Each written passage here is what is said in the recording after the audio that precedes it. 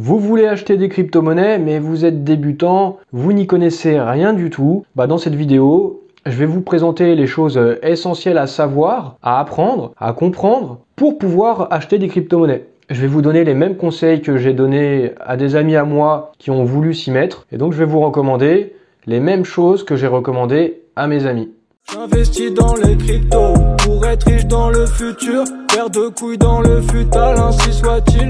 Mon bitcoin est mon couteau. Je vais vous parler des choses de base à connaître quand on veut acheter des crypto-monnaies et quand on débute. En premier lieu, là je reprends les paroles de la chanson Banlieusard de Kerry James parce que je pense que ça colle bien. Apprendre, comprendre, entreprendre, même si on a mal. Vous allez devoir apprendre tout un tas de choses parce que vous avez dû commencer peut-être à le comprendre en vous y intéressant. Il y a plein de notions, il y a plein de concepts. Quand on rentre dans le monde de la crypto, c'est un monde inconnu et donc il va falloir apprendre un certain nombre de choses. Une fois que vous allez commencer à comprendre et à mieux maîtriser, vous allez pouvoir entreprendre et donc vous allez pouvoir acheter en connaissance de cause. On va pas quelque part, on met pas de l'argent si on sait pas ce qu'on fait.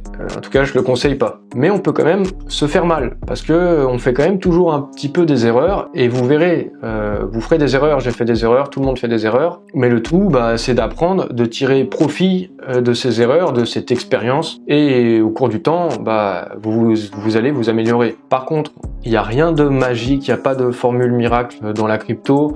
Quelqu'un qui vous vend des profits incroyables sans aucun risque et sans travail, c'est sûrement une arnaque. Par contre, il y a quand même vraiment beaucoup d'argent potentiellement à se faire dans la crypto-monnaie et si vous regardez cette vidéo, c'est sûrement parce que ça, vous l'avez compris. Mais quand il y a beaucoup de rentabilité, ça veut aussi dire qu'il y a beaucoup de risques. L'un ne va pas sans l'autre et c'est là où il est important d'apprendre, de se former parce que c'est comme ça qu'on va réduire le risque. Je vais prendre un petit exemple.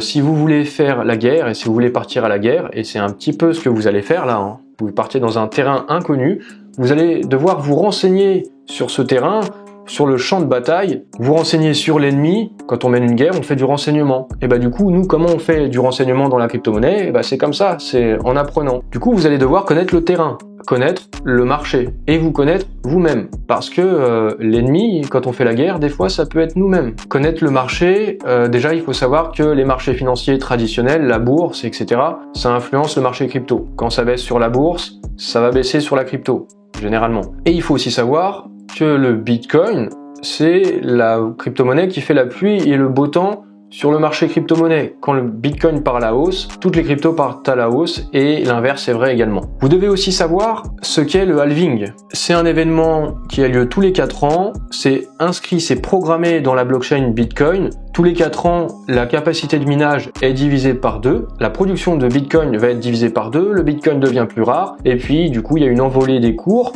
On part sur un cycle haussier et on appelle ça le bull run. Bull, en anglais, ça veut dire taureau. Imaginez un taureau qui fonce. Et donc, les cours partent à la hausse et ça dure plusieurs mois, 1 an. On sait jamais exactement quand est-ce que ça va s'arrêter, mais à un moment, ça s'arrête par un crack. C'est assez violent. Et là, on part en bear market, sur une tendance baissière. Et pareil, pendant plusieurs mois et plusieurs années. Bear, en anglais, ça veut dire ours. Donc imaginez un ours qui a fait ses profits pendant le bull run, il a pris ses profits, il s'est bien nourri et il va partir en hibernation pendant l'hiver, pendant de longs mois ou années même. Pour vous aider à vous représenter un petit peu tout ça, regardez ce graphique. On voit en 2012, le 28 novembre, il y a eu le premier halving et ensuite s'en est suivi un bull run, une hausse, un top, puis un bear market. Pareil au deuxième halving en 2016, une hausse, un bull run, un top et un bear market, une tendance baissière jusqu'au prochain halving. Donc il est vraiment important de savoir quand vous allez acheter de la crypto-monnaie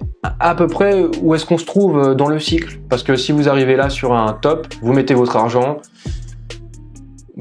ça va pas être cool. Et vous devez vous connaître pour pas être votre propre ennemi. Vous devez savoir si vous gérez bien vos émotions, votre stress, parce que vous allez avoir plein d'émotions sur le marché crypto. Ce qui est conseillé, c'est de ne pas investir plus d'argent que ce qu'on peut se permettre de perdre. Ça veut dire que si vous mettez de l'argent et que votre investissement tombe à zéro, il faut pas que ça vous mette en danger pour vous nourrir, pour payer votre loyer, vos factures, etc. Sinon, ça veut dire que vous avez investi plus d'argent que ce que vous pouviez vous permettre de perdre. Vous devez aussi savoir si vous investissez sur une période de court terme, de long terme, pour quelques mois, pour plusieurs années, pour préparer votre retraite, l'avenir de vos enfants?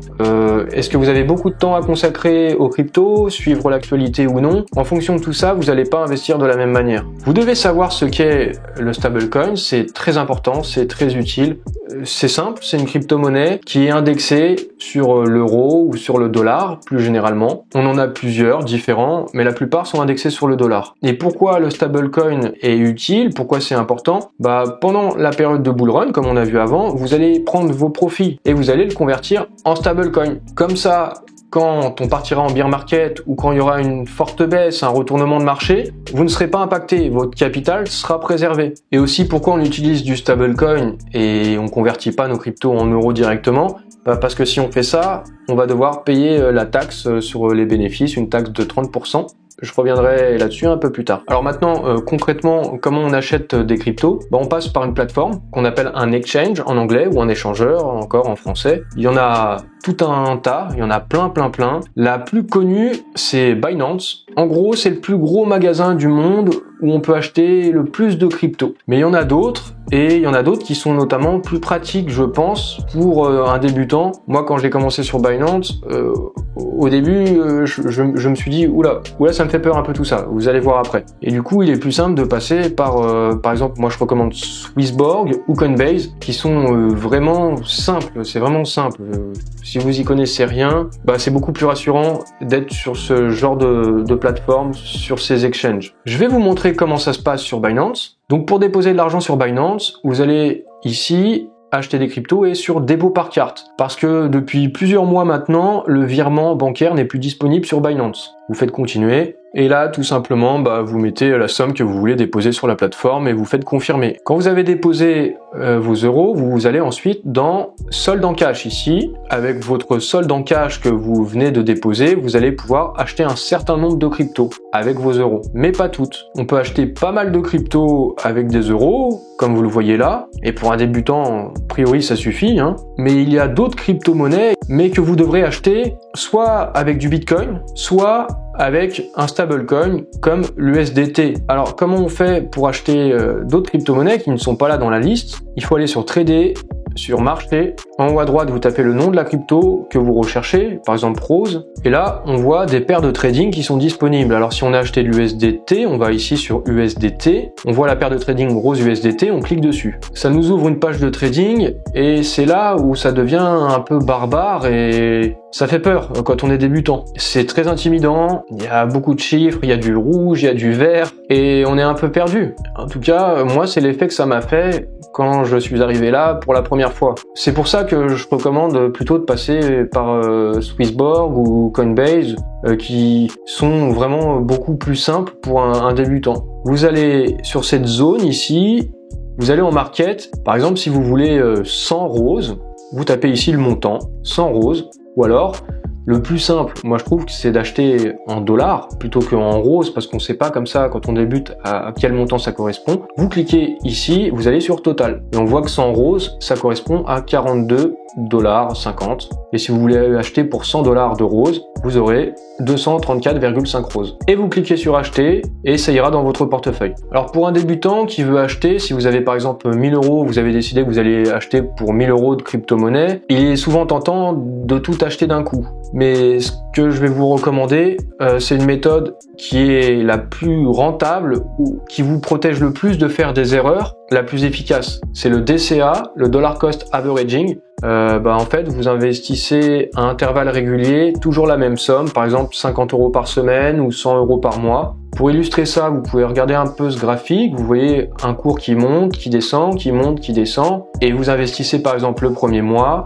ici, le deuxième mois, hop, et à chaque fois à intervalles réguliers, qu'importe le prix à ce moment-là. Et vous aurez un prix lissé, c'est la zone orange, un prix lissé, un prix moyen. Alors, quelle crypto-monnaie acheter? C'est pas à moi de vous conseiller ce que vous devez acheter. C'est votre argent. Vous êtes responsable de votre argent et vous devez vous fonder vos propres convictions en vous renseignant sur le projet qui est derrière la crypto-monnaie, en vous renseignant sur quelles sont les équipes qui travaillent sur ce projet, quelles sont leurs compétences, leur formation, leur diplôme, leur parcours, qu'est-ce qu'ils proposent. Il y a un document qu'on appelle le white paper, livre blanc en français, Et c'est là où la team, l'équipe du projet explique comment fonctionne sa technologie, comment fonctionne leur projet, et puis quelles sont leurs ambitions, quel est leur projet, quelle est leur vision. Et donc en faisant toutes ces recherches, vous allez pouvoir vous fonder une conviction et être sûr de votre investissement, ou sûr, on peut pas être sûr, mais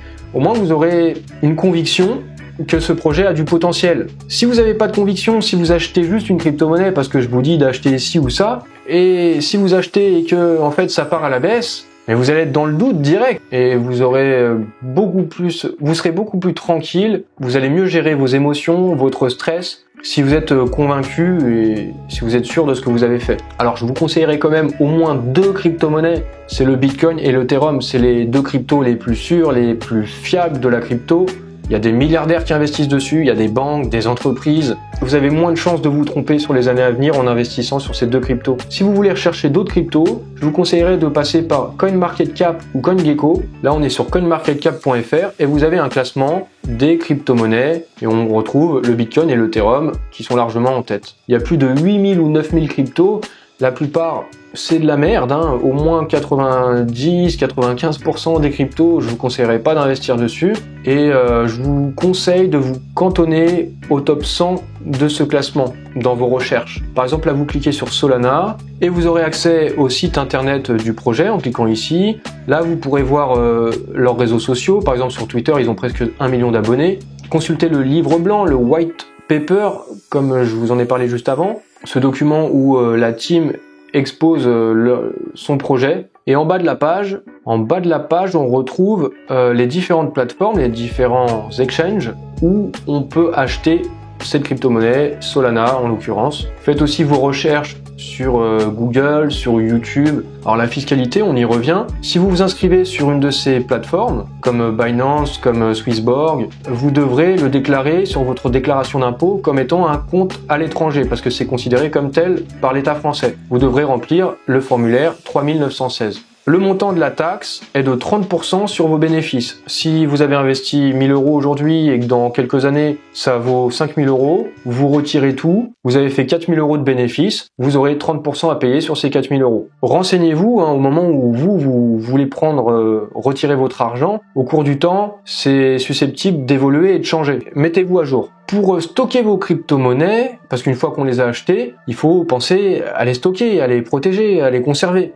Vous avez plusieurs options. Soit vous laissez ça sur un exchange comme Binance, Swissborg et tout, et c'est plus simple, mais vous n'êtes pas propriétaire, techniquement, vous n'êtes pas propriétaire de vos crypto-monnaies. Et puis, il peut toujours y avoir un hack de la plateforme.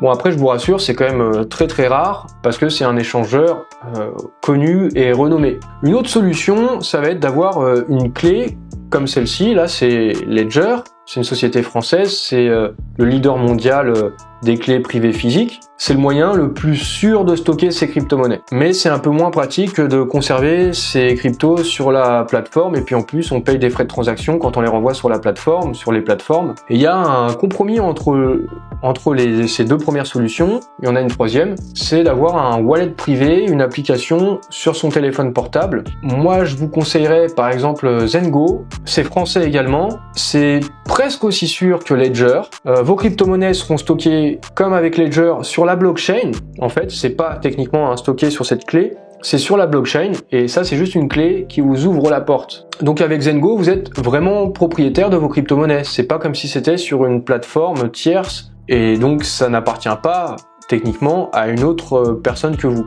Et l'avantage de Zengo, c'est que ça fonctionne en plus un peu comme une plateforme, comme un exchange, comme un Binance et tout. Vous pouvez acheter plein de crypto-monnaies dessus, donc directement depuis votre portefeuille. Et je pense que dans les années à venir, ce sera une solution plus facile pour la plupart des gens, pour avoir une adoption de masse. Pour terminer cette vidéo, je vous donnerai quelques conseils. Je vous recommande de suivre l'actualité des crypto-monnaies. Vous pouvez aussi vous abonner à ma chaîne, évidemment. Et vous pouvez vous abonner à plein de chaînes. Il y a plein de youtubeurs crypto qui vont vous donner de bonnes infos, qui vont vous former aussi sur le plan psychologique, sur la gestion de vos émotions, la gestion de votre investissement, etc. Il faut continuer de se former et d'apprendre. Et vous pouvez aussi aller sur Twitter. Moi, je vous recommande de vous créer une liste de comptes à suivre, des comptes spécialisés sur la crypto. Comme ça, vous consultez votre liste et en 5-10 minutes, c'est très pratique. Vous gagnez du temps, vous êtes au courant de l'actualité du moment. Je vous recommanderais aussi d'utiliser une application portefeuille pour visualiser toutes vos cryptos, où en sont vos cryptos, parce que quand vous avez des crypto-monnaies sur une plateforme, sur une autre plateforme, sur votre clé privée, vous en avez un peu partout, bah c'est difficile de savoir où vous en êtes. Et il y a des applications, moi j'utilise FTX, avant ça s'appelait Blockfolio, et sur cette application, bah vous pouvez du coup rentrer toutes vos données, combien vous avez de telle ou telle crypto, à quel prix vous les avez achetés, à quelle date, et vous pouvez suivre l'évolution dans le temps. Est-ce que ça a pris de la valeur? Est-ce que ça a baissé? Donc voilà, cette application, je la recommande et ça fait gagner du temps. C'est très pratique. Voilà, c'est la fin de cette vidéo. Maintenant, tu devrais déjà y voir un peu plus clair. Ça devrait t'aiguiller pour démarrer dans la crypto-monnaie. J'ai mis en description de la vidéo des liens, notamment vers des plateformes sur lesquelles tu peux t'inscrire. C'est des liens de parrainage. Du coup, potentiellement, tu peux gagner des petits bonus si tu les utilises. Et puis moi aussi. Bon, si tu dois t'inscrire, autant utiliser mon lien et avoir un petit bonus. Rien d'obligé. Si tu veux passer par un autre lien et si tu connais le lien d'un de tes amis, utilise le lien de ton ami. Si ça t'a aidé, dis-le moi. Je suis content à chaque fois que je vois que j'ai pu aider quelqu'un. Et puis bah si tu penses que cette vidéo peut aider quelqu'un aussi que tu connais pour tout lui expliquer, parce que peut-être que toi tu sais déjà toutes ces choses dont j'ai parlé, mais tu as peut-être des amis qui ont besoin d'être aiguillés et de se former aussi aux crypto-monnaies. Donc cette vidéo peut leur être utile.